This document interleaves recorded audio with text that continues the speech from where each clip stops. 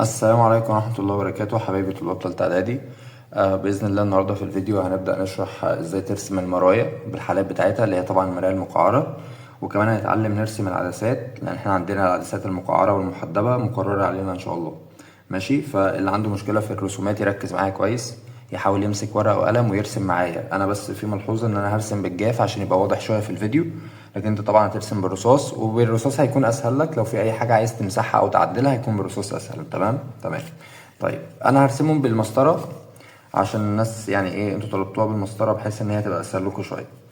احنا بنجيب يا شباب المسطره. انا دلوقتي هرسم المرايه المقعره، تمام؟ فانا بجيب المسطره كده. اهم حاجه بس الخط الاسود اللي في النص ده يكون على السطر عشان الرسمه تطلع معايا مش مايله وتطلع مظبوطه. انا ظبطت الخط الاسود اهو على السطر. بنعمل المرايه اهوت، تمام؟ وبنحط نقطه هنا ونقطه هنا. النقطه الاولانيه دي اللي في الاول دي اسمها ب، اللي هي البؤرة، والنقطة التانية اللي هي ميم اللي هي المركز، ومتفقين ان النقطة دي اسمها قاف اللي هي قطب المراية، وعشان دي مراية مقعرة بنعمل ظهرها كده. تمام. ففي الحالات اللي انا هرسمها دلوقتي كل المراية المقعرة هعيد نفس الخطوات دي. اول ما اقول لك مراية مقعرة خلاص هنعيد نفس الخطوات. تعالى بقى نرسم كده المحور الاصلي، ويبقى كده يا باشا ايه، رسمنا المراية المقعرة. هو بقى بيقول لك في الحالة الأولى احنا عايزين نرسم لو الجسم اتحط بعد المركز. لو الجسم اتحط بعد المركز الصورة هتبقى عاملة ازاي؟ تمام. أول حاجة بنعملها بنيجي بعد المركز اللي هو بعد ميم، وهنعمل جسم. الجسم ده عبارة عن سهم، أنا بعمله طوله سطرين. عايز تعمله سطر واحد تمام، بس الأحسن ايه عشان يبقى واضح بنعمله سطرين. تمام. أدي الجسم أهو. أول شعاع سنة تالتة بيروح موازي للمحور الأصلي أهو، بيفضل ماشي كده موازي للمحور اللي هو ايه دوت. اول ما بيلمس المرايه بينعكس على ب اهو. يبقى الشعاع الاول راح موازي فانعكس على ايه، على ب. ادي الشعاع راح كده رجع كده. الشعاع التانية سنه تالتة بيروح في ب من راس السهم كده، بيروح يسقط على ب. اول ما يسقط على ب ويلمس على المرايه بيرجع موازي للمحور الاصلي بالشكل ده كده. فيتقاطع السهمين هنا في النقطة دي، ويبقى هي دي الصورة. أنا عاملها بالأحمر عشان تبقى واضحة. أهي يبقى الصورة طالعة لي تحت كده. أدي الصورة أهي. أول حاجة لاحظتها طبعا الشعاع ده جه كده ارتد الناحية التانية. هتقول لي أول حاجة يا مستر لاحظتها في الصورة دي إن هي بقت مقلوبة، يعني هنا لفوق وهنا لتحت، يبقى فعلا هي مقلوبة. وإحنا قايلين أصلا إن أي صورة مقلوبة بتكون حقيقية. يبقى أنت عايزك تحفظ إن الصورة بعد المركز بتطلع حقيقية، كمان إيه، مقلوبة، كمان مصغرة. يبقى حقيقية مقلوبة ايه، مصغرة. احفظها، بعد المركز الصورة تطلع حقيقية مقلوبة مصغرة.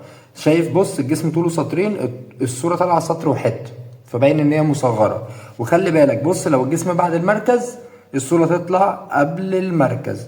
يبقى لو جه قال لي موضع الصورة او مكان الصورة فين يبقى موضع الصورة قبل المركز، يبقى الصورة طالعة لي قبل المركز. تمام يا شباب. دي الحالة التانية، وهنا بيقول لي ان احنا عايزين نحط الجسم عند المركز. طيب انا عند المركز هعمل نفس الخطوات اللي انا عملتها في الرسمة اللي فاتت. هنثبت المسطرة، نعمل المراية، ونعمل هنا. بس انا بنصحك في الحالة بتاعت عند المركز دي ما تعملش ب، وهقول لك ليه. يعني ب ديت هنأجلها سنة كده بس في حالة ايه، عند المركز في المراية. هو بيقول لي ان الجسم اتحط عند المركز، اجي عند ميم وهعمل جسم زي اللي فاتت طوله سطرين. تمام. واتفقنا في خدعة كده بنعملها لو الجسم عند المركز. والله لو الجسم عند المركز وانا عملت الجسم سطرين، يبقى اجي تحت الميم بسطرين واحط نقطة. ليه النقطة دي اللي هتظبط لي المسألة، لان لو الجسم عند المركز لازم الصورة تطلع عند المركز برضو. فعشان ما اقعدش اعيد الرسمة كتير بنعمل الحركة دي. وتاني حاجة ما بنعملش به، وهقول لك ليه دلوقتي. يلا نرسم. اول شعاع بيروح على مين، على المراية اهو موازي. اول ما يلمس المرايه بينعكس المفروض في ب. انا مش عامل ب، امال هخليه ينعكس فين يا مستر؟ في النقطه اللي انا عاملها اهي. ادي النقطه اللي انا عاملها اهي، فهو انعكس عليها بس. يبقى هي دي ب، يبقى النقطه دي هي ب. ماشي. طيب الشعاع التاني المفروض يروح من الراس على ب اهو. هظبطها من الراس على ب. اول ما يلمس المرايه يرجع موازي كده، فبالتالي تلاقيها طلعت بالشكل اللي انت شايفه دوت. الشعاع الاول راح كده رجع كده، الشعاع التاني راح كده في اتجاه ب رجع الناحية، وادي ب وادي الصورة طالعة فين، تحت مين بالظبط. وده هو المطلوب، ان لو الجسم عند المركز يبقى الصورة تطلع بالظبط عند ايه، عند المركز. تمام تمام. ماشي يا مستر، احنا كده رسمنا الصورة عند المركز. طيب خواص الصورة طالعة ايه بقى؟ اول حاجة برضو حقيقية مقلوبة، طالما اتقلبت يبقى هي حقيقية مقلوبة. انت هنا عامل الجسم سطرين، فالصورة طالعة سطرين برضو، يبقى الصورة حقيقية مقلوبة مساوية، يبقى عند المركز حقيقية مقلوبة مساوية. طب لو قال لي موضع الجسم فين؟ والله يا مستر لو الجسم عند موضع الصورة فين؟ لو الجسم عند المركز يبقى الصورة برضو عند ايه؟ المركز، يبقى موضع الصورة عند المركز. تمام تمام. كده احنا رسمنا الجسم لو هو عند ايه؟ عند المركز. تعالى بقى نرسم الحالة اللي بعديها لو هو قبل المركز بس بعد ب، يعني قبل ميم وبعد ب، هنشوف ايه اللي هيحصل. طيب تعالى اهو بيقول لي قبل المركز وبعد ب، يعني الجسم موجود في الحتة اللي هنا ديت.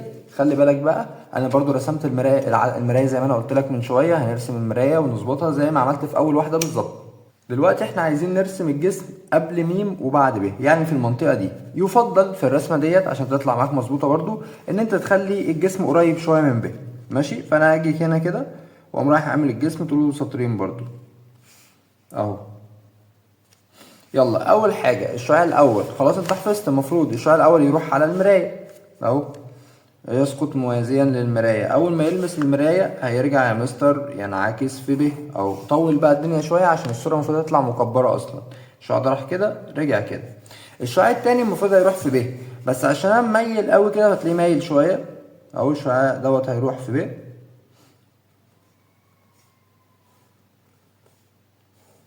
فلما يروح في ب هيرجع موازي للمحور الأصلي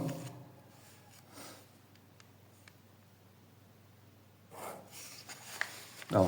فلما جه هنا كده بقى الجسم موجود بعد المركز. يعني بص انا حتى حاولت ابعدها وبرده ايه، يعني يا دوبك بالعافيه جاي بعد المركز. ادي الصوره،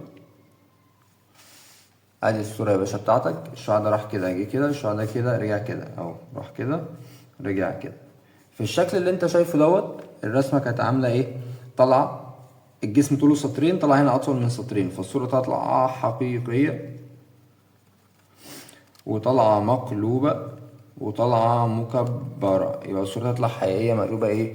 مكبرة. ولو الجسم قبل المركز يبقى الصورة بعد المركز، لو الجسم قبل المركز يبقى الصورة بعد المركز. يبقى لو قال لي في موضع الصورة هقول له موضع الصورة بعد المركز، موضع الصورة بعد ايه؟ المركز. تمام يا شباب؟ تمام. يبقى احنا كده رسمنا كام حالة؟ 3. بعد المركز حقيقية مقلوبة مصغرة، عند المركز حقيقية مقلوبة مساوية، قبل المركز وبعد ب حقيقية مقلوبة مكبرة. طيب قبل ب يعني في الحتة دي كده قبل البعد البؤري، تعالى نعملها. أول حاجة دي مراية مقعرة، تعالى نظهر بس ظهرها كده عشان نبقى عارفين إن دي مراية مقعرة. نيجي قبل ب، تعالى يا باشا عند قبل ب اهوت، وبرضو اعمل جسم اهوت طوله سطرين عادي. ادي الجسم بتاعي اللي قبل البقرة. نرسمها ازاي يا مستر؟ الشعاع الاول يروح موازي، لما يروح موازي هيرجع في ب اهو، والشعاع التاني يا مستر هيروح في ميم. يبقى انت لما بترسم قبل المركز قبل البقرة قصدي، يبقى 1 موازي يرجع في ب، 1 في ميم. طبعا من اللي انت شايفه دوت ما تقطعوش، امال ايه الحل؟ هضطر امدهم بقى. هاجي على دوت كده اطول مسطره لفوق كده وعلى استقامته نفس الاستقامه بتاعته اهو، نمده كانه بدل ما يتمد لتحت، مش المفروض دوت كان ماشي كده لتحت، لا هنمده لفوق مظبوط بس كده ايوه. نقوم رايحين مدينه لفوق كده خطوط وهميه لفوق. تمام تمام. نيجي برضو عند التاني دوت برضو على استقامته كده نمده اهو. لما مديتهم اتقطعوا في نقطة اهيت النقطة دي، فانت بتيجي عند المحور الاصلي تطوله شوية اهو. المحور الاصلي دوت ينفع ورا المراية ينفع عادي، ويبقى هي دي يا باشا الصورة بتاعتك. ادي اهو الجسم ودي صورته، يبقى دي الصورة بتاعتنا اهيت. بس ده مش معانا. يبقى دي الصورة بتاعتك يا باشا طالعة خلف المراية، بنقول عليها صورة تقديرية عشان انا مديت الأشعة الضوئية. تقديرية بتكون كمان معتدلة، دايما التقديرية معتدلة، وباينة واضحة معاك ان هي ايه؟ مكبرة. ادي الجسم وادي صورته طالعة ان هي مكبرة، يبقى تقديرية معتدلة مكبرة، تقديرية معتدلة ايه؟ مكبرة. الشعاع ده كان راح كده فانعكس كده، والشعاع دوت مشي كده. ماشي، يبقى تقديرية معتدلة ايه؟ مكبرة. طيب الصورة بتطلع مكانها فين؟ مكان الصورة أو موضع الصورة بيكون خلف المرآة، خلف السطح العاكس للمرآة. تمام تمام. طيب افرض يا مستر لو هو قال لي الجسم عند البؤرة، طبعا هو غالبا مش هيقول لك ارسم لي الجسم عند البؤرة، بس انا عايز اشرح لك حاجة. لو الجسم عند البؤرة ادي يا عم اهي، برضو هنعمل الرسمة، هعملها لك تاني من الاول مش مشكلة عادي. هنيجي كده عند السطر، نظبط السطر بتاعنا، نعمل المراية الجميلة بتاعتنا، وادي النقطة الأولانية وادي النقطة التانية. النقطة الأولانية اللي هي مين يا باشا؟ ب. والنقطة التانية خلاص يا مستر حفظنا ميم. ونيجي هنا كده ونقوم رايحين موصلينهم ببعض اهو، وحط يا باشا النقطة هنا دي قاف، وادي ظهر المراية. بيقول لك ايه بقى؟ بيقول لك لو الجسم عند البؤرة، اهو هعمل جسم عند البؤرة. طبعا هي الحالة دي برضو قلت لك مش هقول لك ارسمها، بس انا عايز ارسمها عشان اوصل لك معلومة. الشعاع الاول يروح على المراية، لما يروح على المراية يرجع في ب اهو. الشعاع التاني يروح فين؟ يروح في ميم. لما يروح في ميم هتلاقي اللي حصل ان تلاقي لك خطين متوازيين، الخط ده بيوازي الخط ده، فمهما مديتهم لورا او مديتهم لقدام مش هيتقطعوا، فبالتالي عند البؤرة لا تتكون صورة. ليه يا مستر لا تتكون صورة عند البؤرة؟ لأن الأشعة الضوئية بتكون متوازية ولا تتقاطع. لأن الأشعة الضوئية تكون متوازية، الأشعة الضوئية المنعكسة تكون متوازية ولا تتقاطع. تمام تمام. كده احنا عرفنا الحالات. لو انا حالات المراية المقعرة كلها، المراية المحدبة بتطلع تقديرية معتدلة مصغرة بس معلناش الرسمة بتاعتها، فانت كده تكتفي بالاربع رسومات بتوع المراية المقعرة. نيجي بقى يا باشا على العدسات. طيب يا شباب هنبدأ دلوقتي نرسم العدسة المحدبة، وإن شاء الله أسهل شوية من المراية. عايز أقول لك حاجة، إن العدسة المحدبة نفس الخواص اللي في المراية المقعرة، يعني مش أنت حفظت الخواص اللي أنا لسه قايلها في المراية المقعرة بعد المركز بتبقى عاملة إزاي وكذا، فإحنا برضو نفس الكلام دوت بس هيكون في العدسة المحدبة. تعالى برضو عشان تفهم، تعالى إيه واحدة واحدة كده. بنجيب المسطرة، ركز عشان بقى إيه مش هرسم كل باقي العدسات انت اللي هترسمها، انا بس هرسم لك الحاله التوضيحيه الاولى وبعد كده انت هتكمل. ادي اهو المسطره بتاعتك. هنظبط الخط ده على السطر، والخط ده برضو نظبطه كده على السطر كده يا مستر. تمام تمام. وبعد كده تقوم رايح عامل العدسه بتاعتك اهو. عملت العدسه وفي هنا نقطتين اعملهم، وادي نقطتين هنعملهم. تمام. طلع لي الشكل ده زي ما انت شايف. هوضح بس النقط ديت اهوت.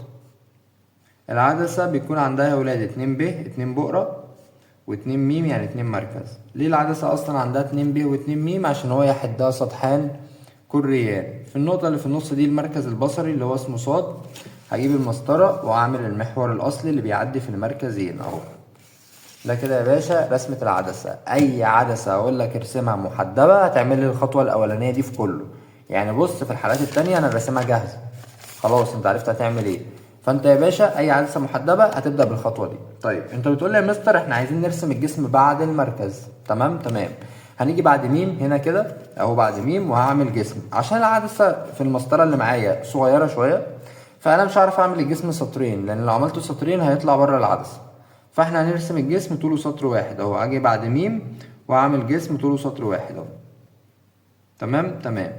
يلا يا باشا ازاي العدسه بقى بنرسم فيها الخطوط؟ قالك اول حاجه الشعاع بينزل موازي للمحور الاصلي، يفضل ماشي ماشي ماشي ماشي ماشي ماشي، يجي كده فوق صاد تقريبا ويتكسر على ب.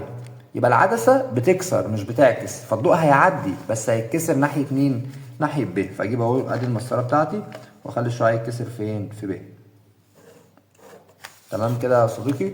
يبقى شعاع موازي يتكسر في ب. الشعاع التاني بقى يا مستر بيروح فين؟ الشعاع التاني بيروح من الراس.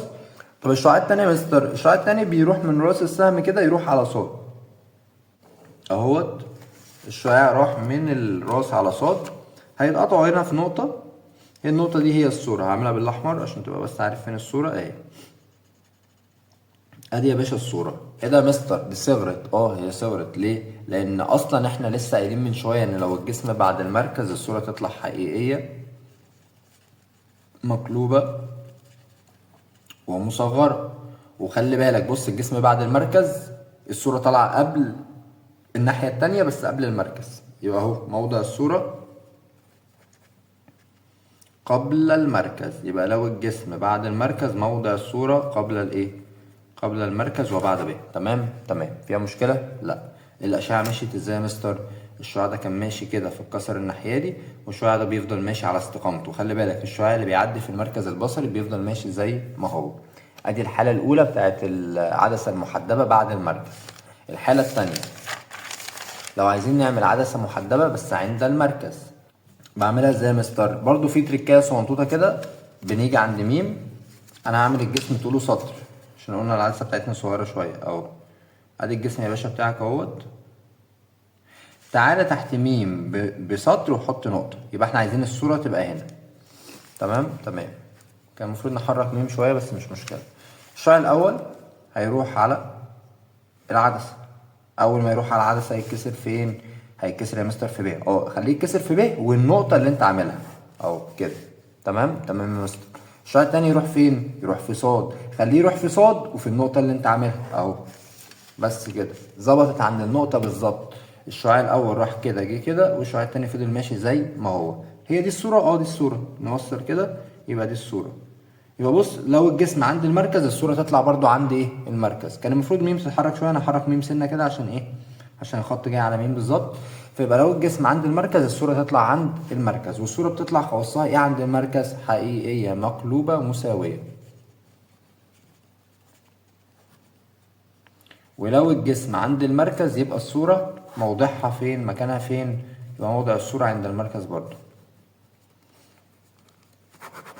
كده الحمد لله عرفنا العدسة المحدبة لو عند المركز. طيب في الحالة ديت هنعمل الجسم قبل المركز وبعد ب. فطبعا المفروض الجسم يكون في الجزئية اللي هنا دي كده. وخلي بالك الرسمة دي حاول تجيبها ناحية اليمين شوية عشان خاطر الصورة تطلع مكبرة فيبقى عندي مساحة. اهو هنا قبل المركز وبعد ب هنعمل الجسم وليكن مثلا في المنطقة دي كده. ادي يا باشا الجسم اهوت، وادي الجسم. طيب كنا بنرسم ازاي يا صديقي؟ اول شعاع يروح على العدسة، نسينا نعمل صاد، ماشي. ويتكسر فين؟ يتكسر في ب. في العدسة يتكسر في ب، يفضل مطول بقى الدنيا شوية كده عشان الصورة تطلع مكبرة. وادي صاد. الشعاع التاني بيعدي في صاد ويفضل ماشي زي ما هو اهو. عدى في صاد وفضل ماشي زي ما هو. تمام تمام. الشعاع ده راح كده فاتكسر وده فضل ماشي زي ما هو. الشعاع ده لما فضل ماشي كده اتقطعوا هنا اهوت كده صح؟ مش دي النقطة اللي الاتنين لمسوا بعض عندها؟ تقول لي ايوه يا مستر اهي دي الصورة. اعمل راس السهم تحت كده الجسم يعني، ودي صورته اهي. انا عامل يا باشا الجسم طوله سطر، طلعت الصورة مكبرة واضحة اهي. فالصورة تطلع لو الجسم قبل المركز وبعد ب تطلع حقيقية مقلوبة مكبرة. طب مكان الصورة لو الجسم قبل المركز الصورة تطلع بعد المركز، يبقى موضع الصورة لو سألني فين موضع الصورة هقول له بعد المركز. تمام تمام. كده الحمد لله رسمنا العدسة المحدبة لما كانت بعد المركز وعند المركز وقبل المركز. طيب لو الجسم قبل ب هنعمل ايه بقى؟ لو الجسم قبل ب تعالى نعملها بسم الله. لو الجسم قبل ب هنيجي كده قبل ب، ما هنا الحته دي اللي هي اسمها قبل ب، نيجي قبل ب ونعمل الجسم اهو كده. وادي راس السهم. الشعاع الاول يروح على العدسه زي ما احنا ماشيين عادي، يتكسر في ب، ماشي اهو. الشعاع التاني يعدي في صاد اهو. تقول لي ده يا مستر ده بيبعدوا، ولو فضلت امد فيهم هيبعدوا اكتر. اقول لك ايوه صح. فعشان كده اللي بيحصل يعني ده راح كده وده راح كده. فاللي بيحصل يا مستر ان احنا هنضطر ان احنا نمدهم لورا، لان مهما مد فيهم لقدام مش هيتقاطعوا. فهنمد الخط ده على استقامته لورا. بص بقى عشان حوار استقامته ده بيلخبطكوا، انا اهو همشي المسطره على نفس الخط، بس بدل لما انا بنزل لتحت هطلع لفوق نقط كده، خط وهمي، خط كده ايه، خطوط وهميه كده وطلعها لفوق امتداد يعني. ونفس الكلام ده هظبطه على الخط اهو، بظبط المسطره على الخط ده، وبدل ما انزل لتحت هطلع لفوق برضو ايه، خط كده ايه، يعني كانه اتمد بس اتمد لفوق. تمام. لما مديت دوت ومديت دوت لمسوا بعض في نقطة كده، هي دي الصورة اهيت. تقول لي ايه ده مستر، ده الصورة طالعة معدولة. اقول لك ايوه، طالما معتدلة يبقى تقديرية معتدلة. ماشي، اهي دي الصورة اهيت. الصورة طالعة مكبرة صح؟ تقول لي اه يا مستر، يبقى قبل البقرة لو الجسم اتحط قبل ب فبيكون الصورة تقديرية. حد فاكر يا ولاد يعني ايه اصلا تقديرية؟ كانت صورة لا يمكن استقبالها على حائل. ويعني ايه حقيقية؟ صورة يمكن استقبالها على حائل. خلي بالكم ان التقديرية دايما معتدلة والحقيقية دايما مقلوبة. يبقى تقديرية معتدلة مكبرة. تمام. والجسم بيكون ايه؟ خلي بالك في حاجة هنا مميزة في الرسمة دي، ان الجسم والصورة بيكونوا في نفس الجانب من العدسة. يعني الصورة ما تروحش الجانب الاخر. تمام. العدسة المقعرة، ازاي نرسم العدسة المقعرة والخواص بتاعتها بتبقى ايه؟ الخواص بتاعتها دايما ثابتة، ودي حاجة كويسة ان هي بتكون تقديرية معتدلة مصغرة. تعالى بس نتأكد من الموضوع دوت واحنا بنرسم، هل فعلا هتطلع تقديرية معتدلة مصغرة ولا لا. تعالى كده ثبت المسطرة بتاعتك اهوت. قلنا هنظبط الخط الاسود دوت على السطر اهوت. تمام. اوكي، ظبطنا اول مسألة. نيجي نرسم ادي العدسة دي، اسمها عدسة مقعرة. نقطة هنا، نقطة هنا، نقطة هنا، وادي نقطة هنا. تمام. ادي العدسة بتاعتي. نوضح كده، هنا في 2 ب. فاكرين يا ولاد ليه في 2 ب و2 م؟ لانها يحدها سطحان ايه؟ كريان. ادي 2 ب وادي 2 م. النقطة اللي في النص دي بقى اسمها صاد برضو، هي بس هي عشان دي صغيرة شوية. نوصل المحور الأصلي الاتنين مين ببعض. بسم الله اهوت، وصلناهم ببعض كده. انت يا باشا عندك العدسة المقعرة. طيب هنحط الجسم فين؟ والله قال لك بص، مش تفرق، انت دايما الصورة بتطلع تقديرية معتدلة ايه؟ مصغرة. فاحنا هنحط الجسم، هي رسمة واحدة، حالة واحدة اصلا مش حالات كتير. حط الجسم يا باشا في اي حتة هيطلع لك نفس الموضوع. تعال نحط الجسم هنا كده مثلا قبل المركز وبعد ب. اعمل الجسم كده طويله شويه. ماشي، ادي يا باشا الجسم بتاعك. اول شعاع يروح على العدسه اهو، الشعاع يروح موازي على العدسه عادي. اول بقى ما يروح على العدسه، خلي بالك من الحته دي، العدسه دي اصلا بتفرق الاشعه مش بتجمعها. يعني العدسه المحدبه كنا بنكسرها عند ب، لكن دي عدسه مقعره فدي المفروض بتفرق الاشعه صح. يعني الشعاع بيتفرق يبعد. انت بقى خليه وهو بيتفرق اهو، انا هخليه يتفرق وهو بيتفرق امتداده يكون فين؟ في ب اهو. هاجي كده بدل لما افرقه لفوق اخليه يتمد فين؟ في ب. يبقى انا هخلي واحد يتفرق اهو كده، بس امتداده فين؟ في ب. خدت بالك انا عملت ايه؟ تاني، حطينا الجسم، اول شعاع يروح على العدسه، المفروض العدسه دي هتفرقه هتبعده اهو. خليت الشعاع يبعد كده، بس وانت بتبعده اظبط المسطره ان هو بيبعد امتداده يرجع فين؟ يرجع في ب. طيب الشعاع التاني يا مستر، من السهم كده من راس الجسم بيروح على المركز البصري، يفضل ماشي زي ما هو اهو العادي بتاعنا. اتقطعوا ولا لا؟ اه اتقطعوا في النقطه دي. بص كده، مش هما اتقطعوا هنا اهو؟ يبقى ديت الصوره بتاعتنا اهي، دي الصوره. يا مستر دي صغيرة. أيوة، ما هي المراية العدسة ديت، العدسة المقعرة بتعمل صورة تقديرية، كمان بتكون معتدلة، كمان بتكون مصغرة. تمام. يبقى الصورة تقديرية معتدلة ايه؟ مصغرة. وخلي بالك بص برضو، الجسم وصورته بيكونوا في نفس الجانب من العدسة، نفس الناحية، ما راحتش الناحية التانية برضو. تمام كده الحمد لله احنا رسمنا المرايا والعدسات. يعني حاول بعد كل رسمة انا رسمتها تكون انت جربت ترسمها بايدك، وان شاء الله ايه المشكلة دي تكون اتحلت. كده انت المفروض عرفت ازاي ترسم المرايات في الحالات بتاعتها والعدسات في الحالات بتاعتها. ان شاء الله بقى لما نيجي نحل امتحانات هتعرف امتى بقى تختار انهي رسمة ترسمها، يعني امتى تختار بعد المركز او قبل المركز او عند المركز وهكذا. تمام. اتمنى الفيديو يكون فاتكم، والسلام عليكم ورحمة الله وبركاته.